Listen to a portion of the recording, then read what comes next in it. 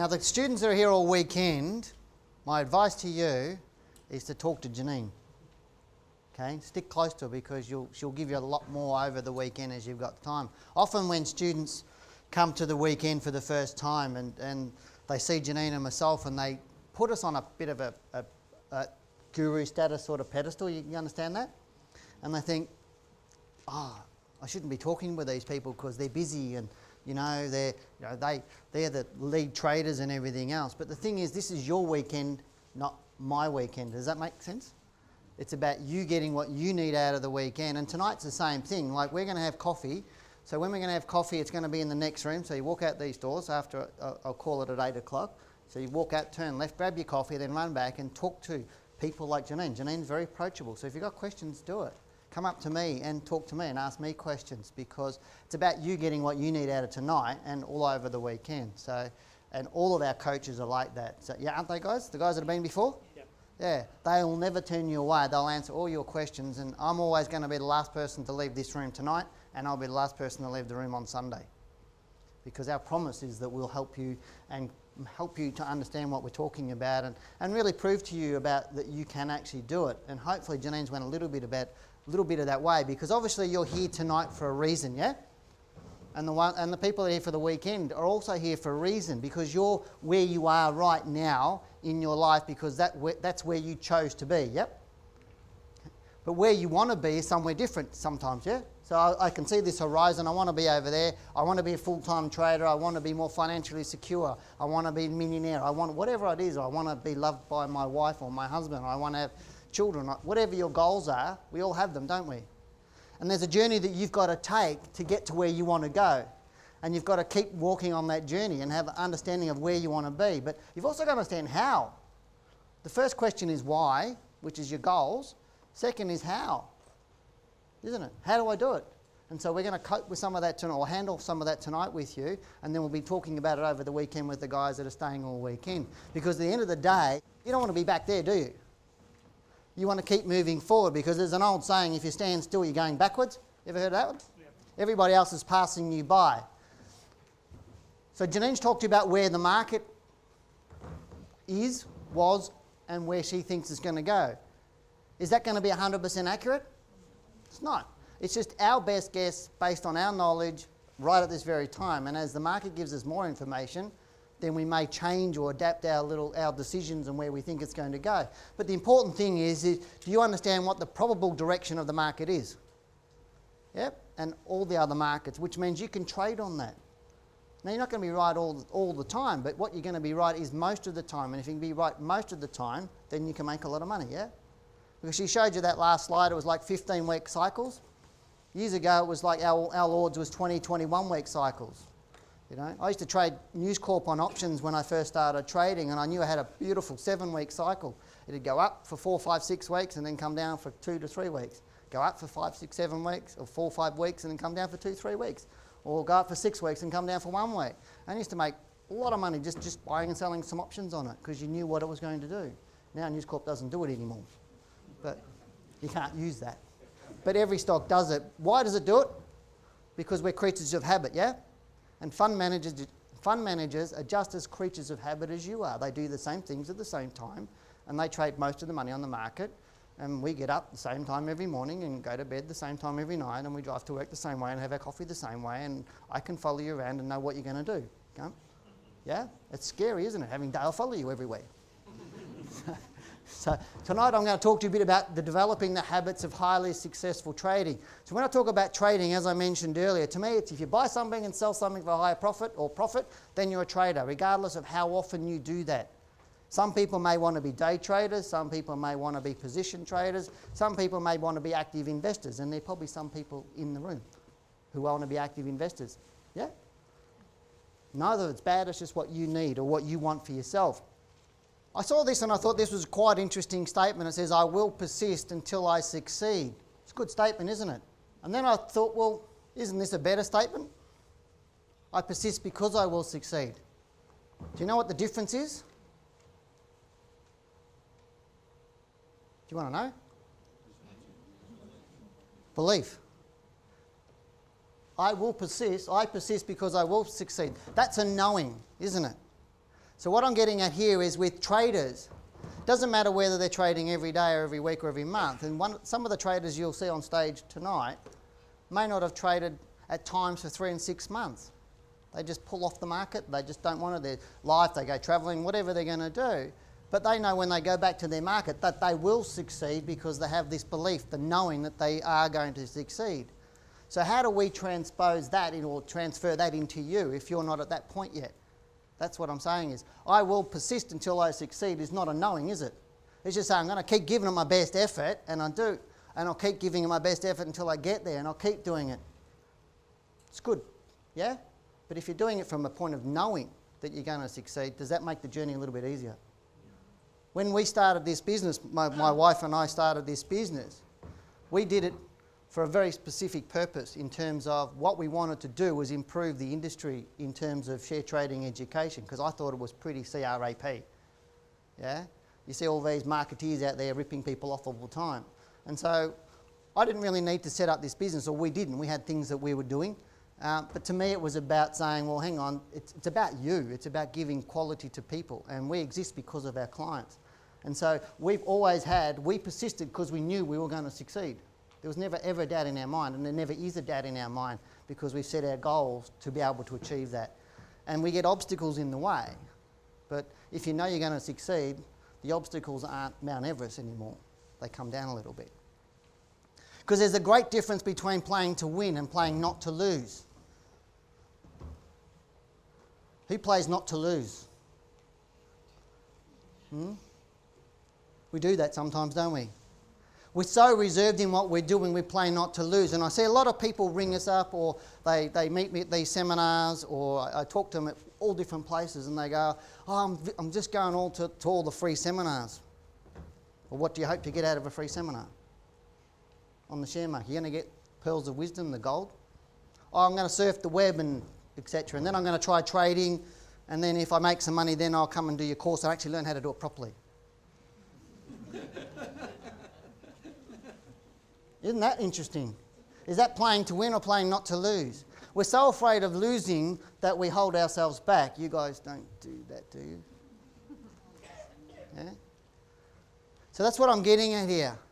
And when we get these obstacles, because we're nicely saying that success is just a nice linear line like that. So it's a nice journey. We just walk out. If I said to you today, after tonight, I guarantee you're going to make $2,000 a week every single week of your life, and there was nothing you needed to do, that's pretty easy, isn't it? And you go, yeah, let's do it. I'll sign up now. Yeah? But that's not life, is it? Life's about things like that. How many times you thought something was easy and there was an obstacle in there? And the thing is with trading, a lot of people getting into trading actually give up when they get the first obstacle because they're playing not to lose. Because then the obstacles are so big. And it's about having that belief of knowing that you will succeed. And my goal for the whole weekend for all our students, especially for the ones that haven't ever been to this weekend before, my whole goal for this weekend is when you walk out of this room on Sunday night, that you will know that you can be a trader and you will know that you can be successful. That's my goal. Is that a worthwhile goal? You may not have lived that yet, but you're on the journey, but you'll know that it's going to be there and you will get to that. And you will see some people tonight that have done that and have got there. And that's their job also to transfer that belief to you, because I've asked them to do that. Because sometimes we just need a little bit of reassurance, don't we? That it can happen. And if somebody else has done it that may be like us, then we go, oh, okay, if they can do it. Yeah, that guy's ugly and he's fat and he's dumb and, and he can do it. No. These guys are all smart, intelligent, everything else. Because the challenge is we have a natural tendency to avoid loss rather than seek gain, don't we? It's a real thing, and that's one of our beliefs. We try to avoid loss, and it's a powerful motivator. And so we use that, and it influences our decisions and our actions we take. But who thinks investing or trading on the share markets without risk of losing? Not one hand in the room. So you know when you're a trader, now 100% knowing that you will lose at some stage. You will never ever have 100% of your investments or trades go well and make money, yeah? Accept it. It's a fact of life. But don't concentrate on that, because playing not to lose means that you'll lose more. You attract it more. Everybody get what I'm talking about? Yeah? What you resist persists. So you attract more of losing. By not wanting to lose, you lose more. Because you're doing things that will make you lose more because you're playing not to lose, and that's what I'm sort of trying to get at with you tonight. Because it feels safer, doesn't it? I'm in my little comfort zone. Don't have to stretch. It's nice and safe. I know it's my life right now, and it's what I might not like it, but that's where I am right now. But to stretch feels to be uncomfortable, isn't it? If you stretch your comfort zone, it's uncomfortable. What I suggest to you guys today is let's be uncomfortable for a while, because you only get growth through discomfort. The only way you can learn is through your senses: sight, sound, smell, taste, touch. Your conscious mind is not where you learn. So right now you're in your conscious mind learning, and when you talk you're in your conscious mind. Learning comes in your subconscious mind. So what you need to do is get it into that subconscious mind, because you don't have to think about driving a car anymore, do you? But when you first started, you had to think about it in your conscious mind. So part of my job is to get stuff going into that subconscious mind or unconscious mind so that you can recall it at any minute and be confident about where you're going. So obstacles are the scary things you see when you take your eyes off your goals. If your why is big enough, it doesn't make any difference. I'm going to tell you a little bit of a story, and I'll tell you a little bit more of a bit later. When I first started doing this business, I was doing it out of home with my wife, and I'd been writing a bit of a newsletter, and before that I was just seeing traders one-on-one, people wanting to learn to trade. They'd come around the home with bottles of bourbon and everything else, and then, as good wives do, they say, enough bourbon. You know, because these people would spend a couple of hours. They'd say, oh, I want half an hour, and they'd come for 3 hours, and, you know, as good wives do, they'd smack me on the back of the head and say, wake up. So we started the business, and we started doing some live seminars in Melbourne and Sydney, and I started writing just a bit of a report on some stocks, what I thought about them. And we had a bit of a website, and this guy joined up for this report, and then he sent me this email. And he asked this question, and I went, okay, you obviously don't know what you're talking about. So I emailed him back and I said, you're not really a trader, are you? And his email back to me was, no. How did you know? And I said, well, it's the way you asked your question. I said, what do you want to do? And he said, I need to be able to trade. I have to trade, and I have to make a living from trading. I said, well, you need to learn. So he started straight away. I changed his subscription into what became our diploma course. Now, what he didn't know is I was on writing module 3 of the 10 modules while he was starting module 1. He didn't know that. And he had me, and we were on the phone and emailing back. And this gentleman has a wife who was a severe epileptic. He worked as a chef on oil rigs, so he spent 2 weeks out on the East Timor Sea with no real communication, and he came back to Australia for 2 weeks, and he would learn and take stuff away with him, and he did it. Now, every time he went onto the oil rig in the East Timor Sea, he took the risk that his wife would die before he came home, because that's how severe she was, and he had 2 young kids that knew grandmother's phone number around the corner, and 000. Was that a have to? So his why was pretty big, and I'll tell you more about him in a little while. Because he treated trading as a must-do. He did not have a backup plan, did he? What's my backup plan? I'm a trained chef. Well, what else do I do? I've got kids I've got to look after. My wife could die while I'm away. Highly stressful, the whole bit. But to me, if you don't have a backup plan, that means you do it. Yeah? But all too often in life we have, oh, well, if it doesn't work, that's okay. You know, I'll go to this free seminar because, yeah, it's cool. I might get something out of it. It's not costing me anything. What have I got to lose? Yeah? But if I said to you today, you have to give me $100,000, and I'll teach you how to make $1 million over the next 12 months, who would put their hand up and say, let's do it? Not a lot. Yeah? No. That's what I'm saying is, what's your why? But if I put on a piece of paper, I guarantee it'll actually happen. And if it doesn't, I'll give you the $1 million at the end of the year. How many people would sign? Get the point? It's about not having a backup plan. So it's no use just being interested, you need to be committed to the whole process. And to me, is if you're where you are today and you want to be over there, you've got to get committed, you've got to understand your why, you've got to make your why big enough, and then you've got to walk the journey and make sure the obstacles don't get in your road. And you've got to have that belief in yourself to do that. And that's what I'll share with you in the second part of my presentation after we have a break. But to me, it's about being there and saying being committed. Anybody ever had bacon and eggs? The chicken's just involved, the pig's really committed.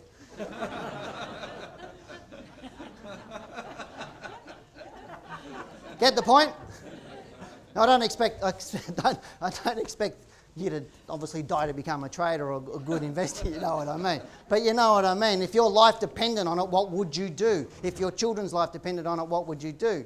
Now, we don't have to get as dramatic as that, but you get the point. Is most people come to trading, 90% of traders fail because they give up on the first obstacle or the second obstacle. You know, they see the stock go down and they go, oh, geez, my stock's going down. Oh, it's too hard. I'll give up. They go to this weekend workshop and, you know, they pay 5-10 grand for some dude on the stage that's more marketing than sense. And they go home and they start trying to trade on the market. They've never been taught properly, and so they lose $5,000, $10,000, $15,000, and they go, that's it, trading's not good for me, the market's too scary, it's high risk, it's gambling, it's all these excuses to justify why it wasn't successful. But all that happened is they didn't commit to it properly and do the right process. Would you fly in a plane with a pilot that's got a yellow book that says Dummy's Guide to Flying a 747? Nope. And yet that's how many people try and trade the share market. Yeah? You know what I mean? So we're going to have a break now, yeah? We right for the break? So then I'm going to come back, once we come back from the break, then I'm going to get really into some of the how and why they do things and everything else. I think it was in January I was up in Sydney at CNBC, because I go on CNBC every single month. And the journalist was sitting there and she goes, she'd never met me before, and she's like, oh, what are we going to talk about? And I sort of talked a bit about it, and she goes, oh, are you a chartist? And I went, yeah. And she goes, oh, okay. And she said, what do you think about the, you know, so-and-so, BHP and Rio? I said, oh, I couldn't care less. Because it's like, to me that was just fundamental information I didn't really need to know, if you know what I mean. From a chartist point of view, you know what I'm talking about. So to me, it's markets either go up or down. That's it, don't they? They fluctuate. That's it, up and down. And it's all about buyers and sellers. How many buyers, how many sellers, and in what proportion they are. Like Janine talked about distribution or equilibrium and disequilibrium. Markets only move when they get into disequilibrium, because if buyers and sellers agree, price don't move. Yep. Simple. That's how simple trading is. It is that simple. Measuring buyers and sellers. If you can measure buyers and sellers, then you know what you can do. Who's ever been to an auction when there's 3 people there and nobody's bidding? Pretty easy, you got equilibrium there, haven't you? Have you got more power as a buyer? Have you been to an auction where there's 500 people there? You got power as a buyer? You got power as a seller then. So you're just measuring equilibrium and disequilibrium. That's trading for you. Keep it that simple. Everybody can go home now. Okay, let's keep on with it. Successful traders DNA. It's amazing. I've had a few people come up to me during the break and talk to me about what I said in the first part, and I was only a short little bit, but it's hitting home some of the stuff I'm talking about. Is it hitting home for some of you guys? Yeah, because trading is about an attitude. It's about a way of life. It's about what you do. Trading is not just the physical action of buying and selling shares. And I often find when I get people on the phone who are inquiring about our education, and I say to them, how do you trade? Because they say to me, oh, I'm a trader. I go, okay, so how do you trade? And they go, oh, CommSec. I go, what?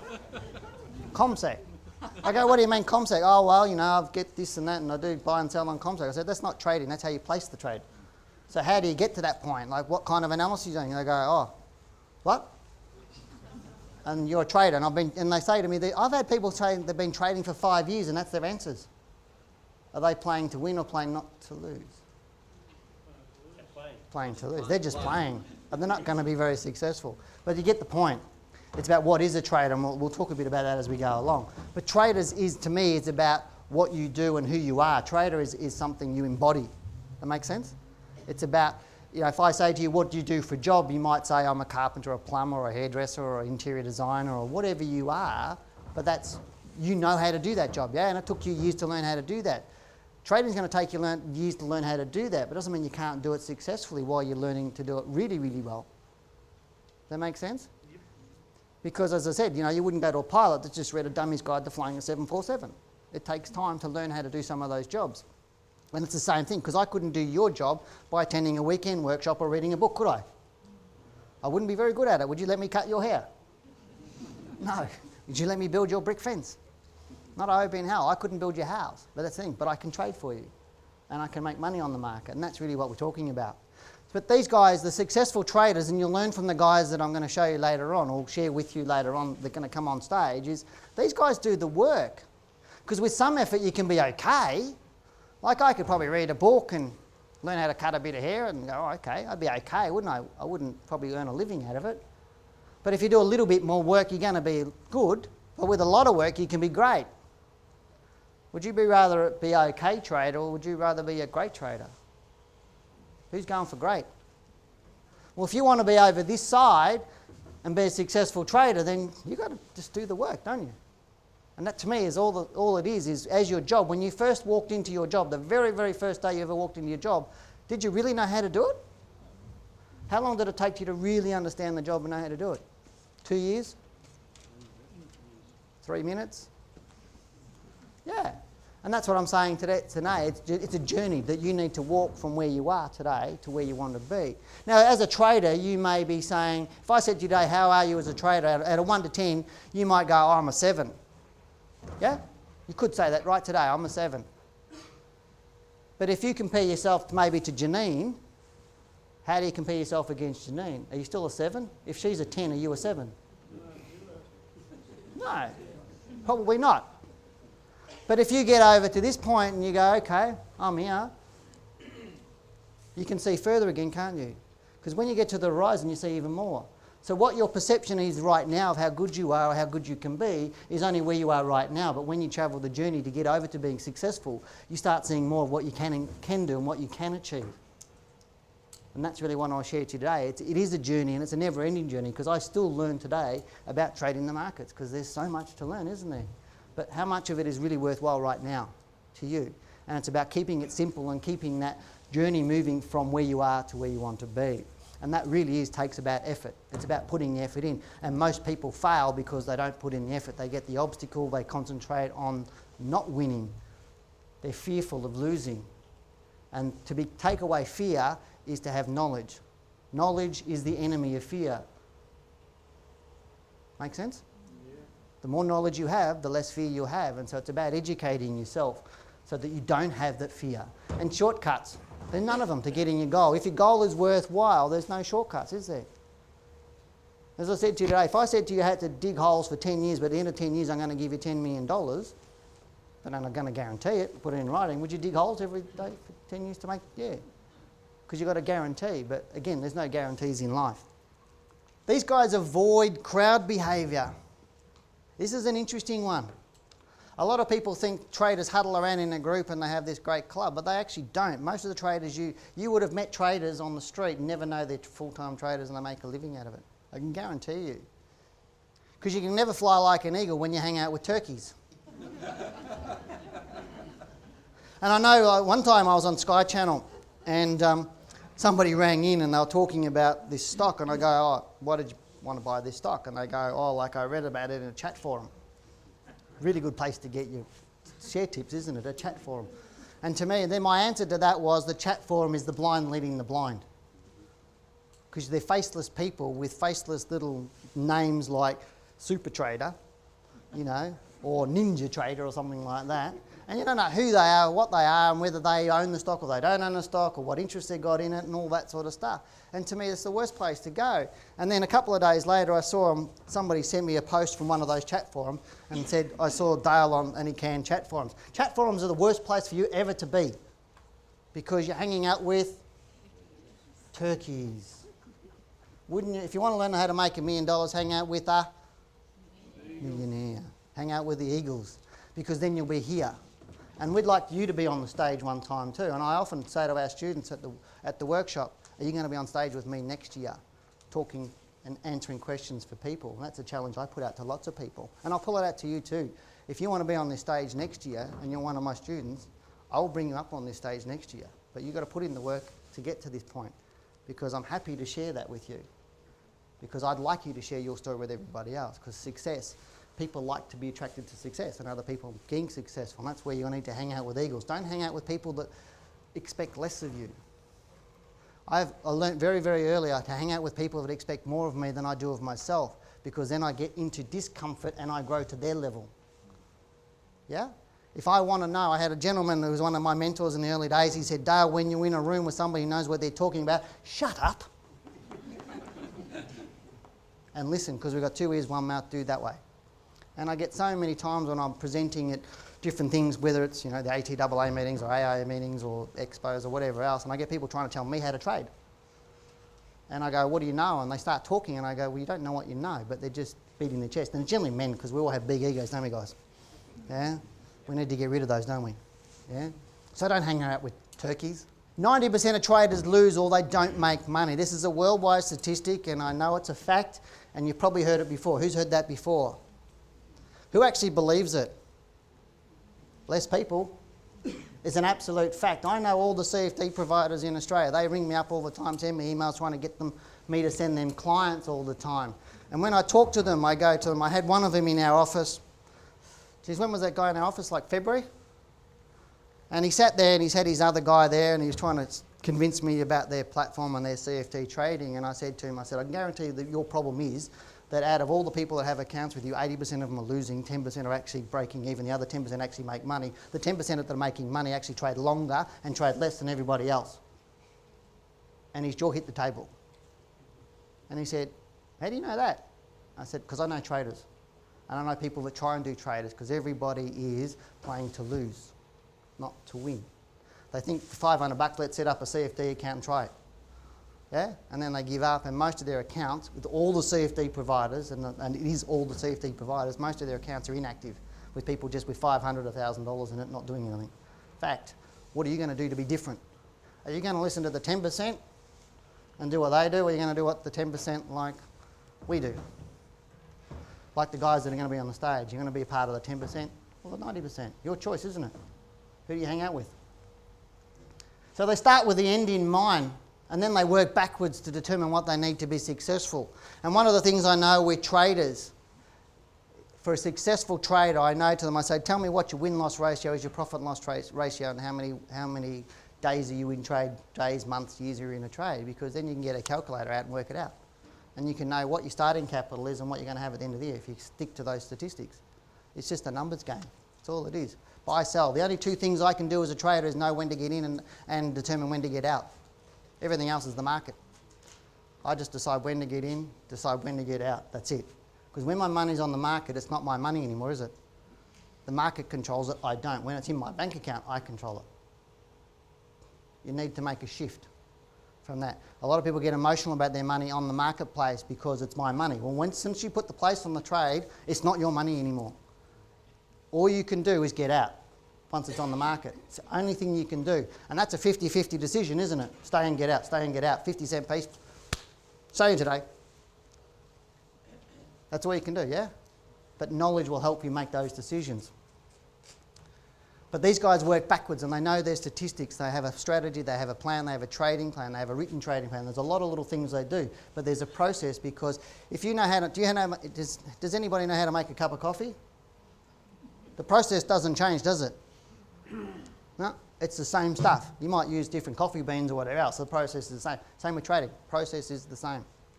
They also apply this to all areas of their life, because when you trade, you show up.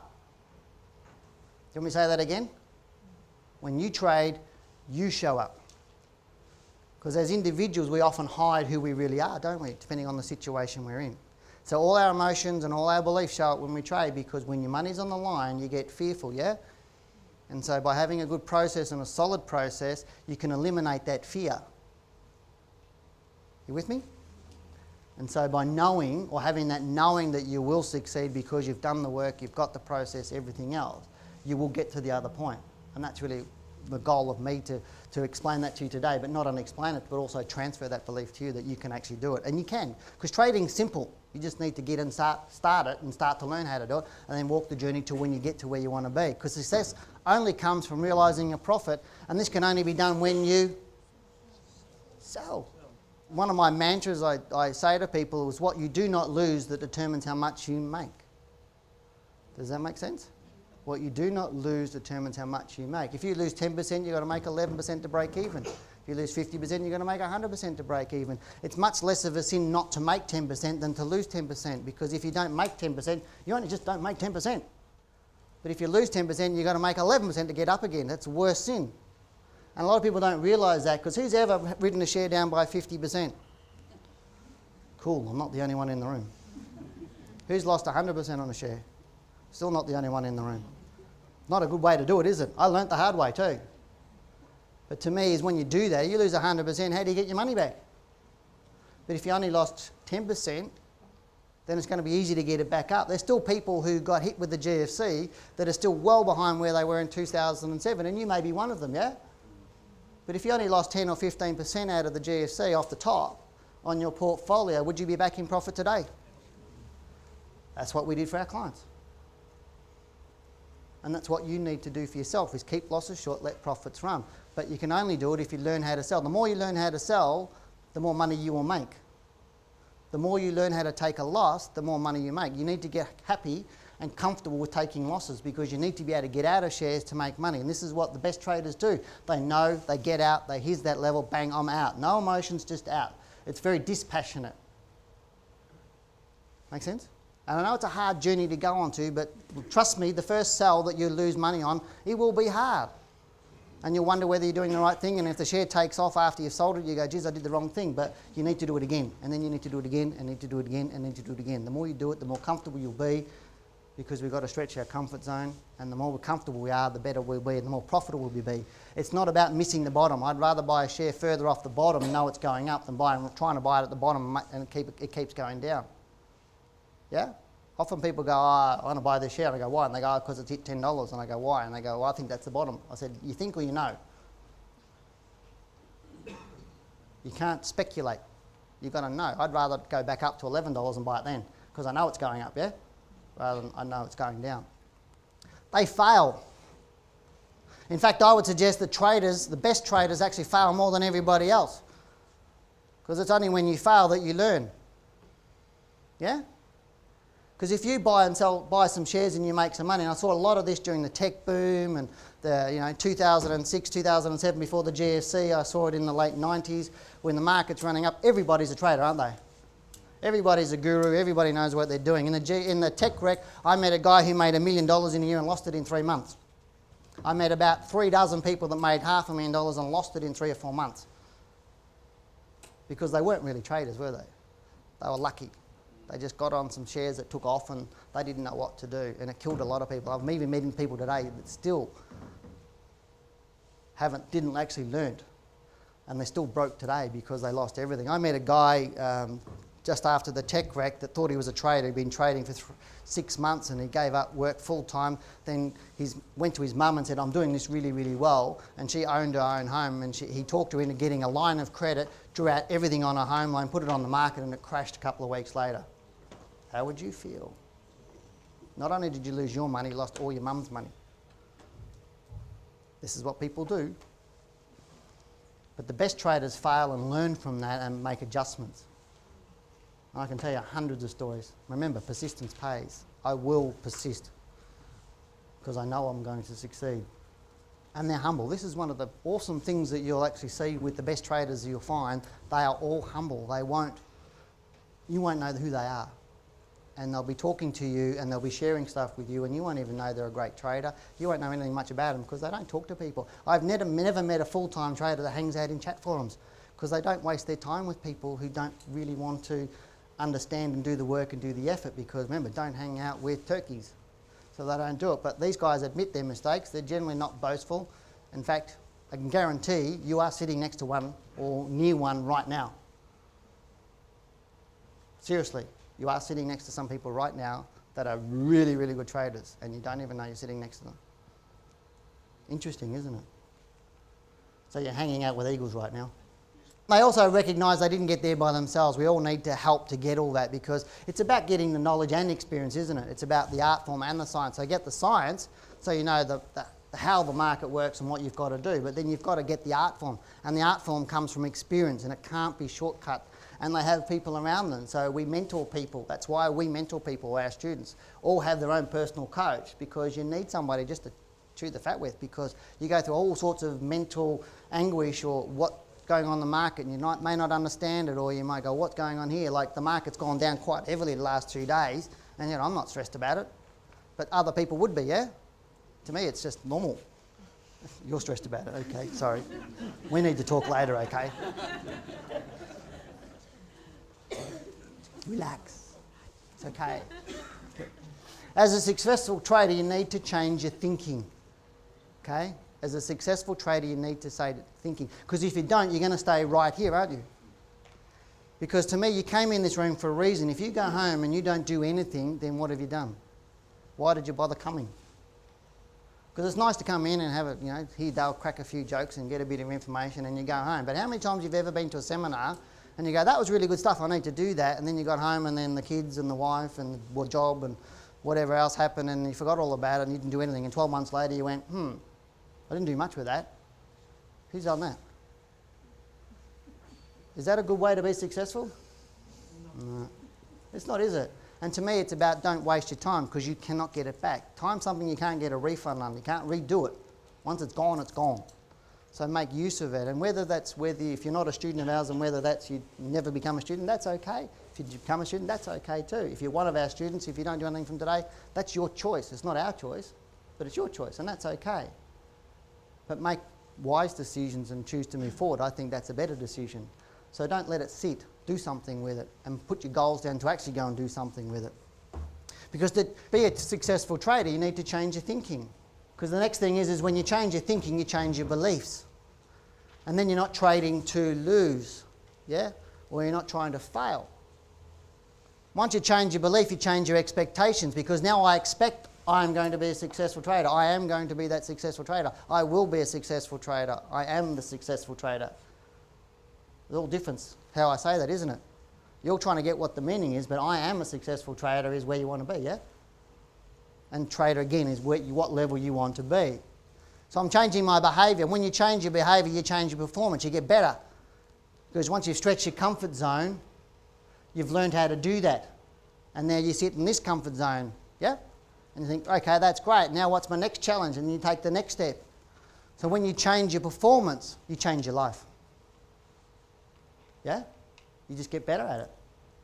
Athletes that run at the Olympics or swim at the Olympics don't get there by doing nothing, do they? They're constantly challenging and setting the bar higher. They get, 4-minute mile, then they get it down to 3 minutes 58, and then they keep challenging themselves. So to me, it's about changing your life, and that means walking from where you are today to go where you are. And that's about changing your attitude, your thinking, your beliefs, and moving forward to that. We'll support you in doing that, if you choose to. But the decision is yours, yeah? And my team will be here to support you. I'm going to show you a testimonial that I found while I was looking at stuff for this presentation, and this was in 2005. And it says, thanks for teaching me how to trade. Your strategies have definitely given me the knowledge to trade CFDs with confidence. In the past 3 months, I've turned $6,000 into $50,000 in cash flow. Who's impressed? This is where you go, ooh. Okay. Yeah? Is this person over here, or is they over there? They're over there, aren't they? This is a real person. They're over there. They've learnt what to do. They've gone out and done that. And some of the people in this room know this person, including me. And this is the guy I was talking about earlier on the oil rig with a wife who's epileptic. Okay? Every time he went, he thought his wife might die from a massive seizure. One day on the oil rig, he's on a boat that's attached to a pole. So there's a pole going up and the boat attaches to the pole. He went through an actual cyclone that if that pole broke, the whole boat went down and everybody's dead. Is that stressful? And apart from a couple of guys that risked their lives to save everybody else, they would have been dead. He had a nervous breakdown, he had all sorts of stuff. Just before this, what's that, 2005? 2006? Just after this, sorry. He was in the hospital. He went to hospital because he had some stomach pains and everything else. They did a colonoscopy. What do you know what I mean? That thing. I'm not going to explain it to you or give you graphic pictures of it. But whilst they were there looking for something else, they found a small cancerous tumour in his bowel. He had to have a bowel resection. Now he's got 2 belly buttons. They didn't line them up properly. So I call man with 2 belly buttons. That happened. Multiple things have happened. This guy, to him, during his life. His wife's broken more wrists and ribs and all that sort of stuff from having epileptic fits, falling down, nearly died several times. He spent hundreds of thousands of dollars on medicals for his wife and everything else. She's got some of her brain cut out in one of those operations because she would die basically if she didn't have that. There's so many challenges he's had on his journey, and yet his journey was to be here, wasn't it? There was no backstop. He had to do this because he had to look after his wife and his family. He couldn't work and do that. He had to trade full time and make money. Yeah? There was no get out clause for him. And a couple of years ago, he was trying to get to here, and he sent me an SMS because he couldn't make it because of his wife's illness and everything else. And I'm going to read the SMS to you. Some of the people heard it in the room on the night, same night like this, 3 years ago. Where is it? Here it is. Can you come up here? What's your name? Erica. Come on up. Same guy? Yep. Can you read that? Yep. Okay, can you read this says 2011. You might not be able to see it, it's pretty tiny. Yeah. Mate, Yeah? I love you guys and what you have opened my eyes to. I'm crying right now, but all I hope for is that you and Lee have some fantastic kids. You have no idea how much I will miss you guys this weekend. Send my greetings to all, please. Love you guys heaps. John Gow. Okay, now read the next bit. Trading is easy once you know how. Make sure you tell that to them, please. What's the one at the top there? Oh, and by the way, just made... By the way, I've just made 23 grand yesterday, which breaks my record. Yay. Can we read more? Okay, don't go away. She's great, wasn't she? If you could ask him one question, what would it be? What does it feel like? What does it feel like? John, you want to come up? Ask him.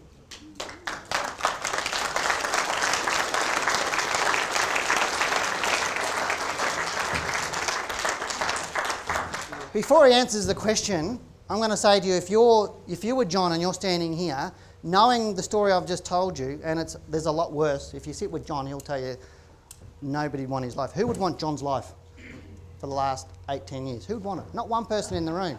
But who wants to trade like that? So you want what he's got. But he had the roadblocks in his road, and that's the important thing, is he didn't stop. He just did what he had to do. Now, this is the most humble man you're ever going to meet, and for those people who've actually met him before, you'll know that, and when he speaks. But I'm not getting John up here to, give him the pat on, embarrass him or anything else. But to me it's about getting to where you want to be. And when you meet John, you'll know that it is possible for you, because he did it with all of that stuff happening along the way. Who would have given up? Yeah? Sometimes we give up just before we get there, don't we? Don't give up. Do you want to answer the question? What does it feel like? What does it feel like? Having total control of your life when you haven't got total control of your life. Being able to take your wife on holidays, family. Tell them about your trip to New Zealand. Sorry, but I'll preface it first before he speaks. I'd just been to New Zealand skiing, right? And broke your shoulder. Well, that was before. Oh, that was okay. the trip before, been skiing. And John had never seen the show, Snow, because he's from Queensland. Well, that's probably not why you haven't seen the show, you've just never been. And I said, I'm in Queensland skiing, blah, blah, blah, and he wanted to go skiing. So that was, and then, 2 weeks later you were there? Yep. 2008, my wife was going to have a brain surgery in May. So in January, February, we went to New Zealand. I had some trades going, CFDs, and I was comfortable in leaving them on. After a couple of days we're in New Zealand, I pulled the laptop out, looked at your trades. They'd all done exactly what they were supposed to do. I made $12,000. All I did, I knew where my stops and lost stops were. I just didn't want to worry about them anymore. Closed them out, made $12,000. Holiday cost 10, so I went home with a $2,000 profit. And had a bloody good time. And he rings me up going, mate, just made 12 grand, pay for my holiday, that. I made more money trading when I was going on holidays with the family because I wasn't worried about what the stocks were doing. I took myself out of the situation of, or the temptation of sitting down and watching them all day, apart from looking after my wife. Can I say anything else before I bring everybody else up? No, bring them up, please. Bring them up.